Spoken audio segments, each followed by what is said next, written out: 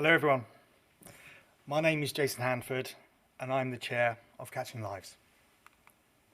We want change. I want to inspire you today to help us to make change. And in doing so, I want to tell you a story about a young man called Carl. Unfortunately, Carl is like many young men and women that come to us on a regular basis at Catching Lives. We are a safety net for them. We literally catch their lives as they fall through the gaps in society. People like Carl, unfortunately, are not unique. What is unique are a handful of charities like ourselves. This is Carl. Carl has given us permission to share his story with you in the hope that it would help others.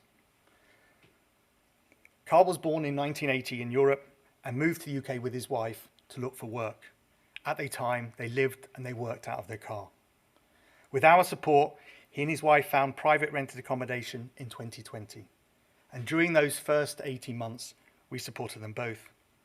Unfortunately, Carl's relationship broke down and he became homeless again for the second time. The council, surprisingly, refused to do anything in the way of support for him. We eventually convinced the council that he was vulnerable due to his lack of English and his disabilities, that they placed him in emergency accommodation.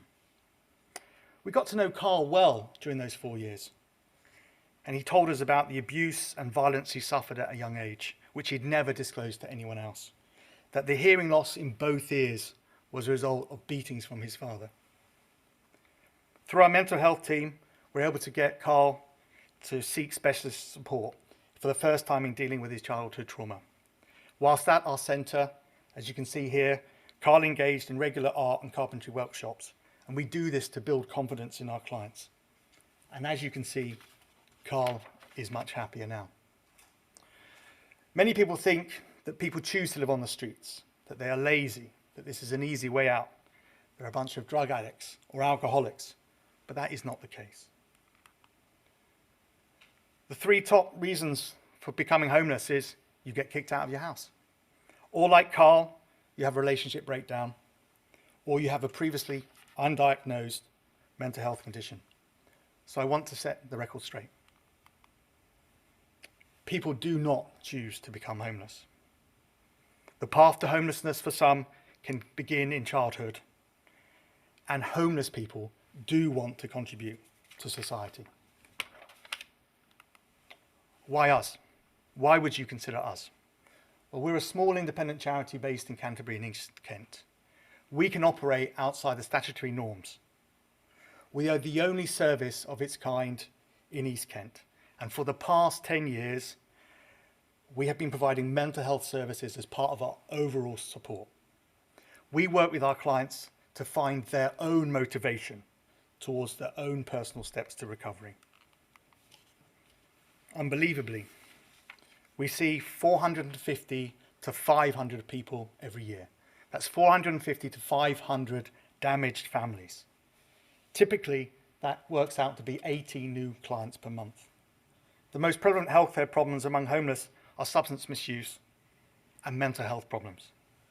Sadly, despite our best interventions, we have lost 17 people on the City of Canterbury streets since May last year. Our mental health team offers a one-to-one support with individuals, signposting, even helping with application forms and directing to other agencies. We turn no one away. We will work with everyone for as long as they need our support. Due to statutory cuts, most of our clients do not meet the threshold today for support from their local community mental health teams. Our mental health team was funded, but the funding was cut in 2019. Since then, we made the decision to fund the service ourselves. Our mental health team costs more than $30,000 a year. Since the COVID pandemic, like most charities, we've lost almost 50% of our income. And with the current cost of living crisis, we know our services will be needed more and more. So we're asking the audience here and all those people at home to help us raise £10,000 to continue the vital support we can offer other people like Carl. If we go beyond 10,000, we'll be able to expand our support to those other people vulnerably housed. So please, please help us to continue to make change. Thank you.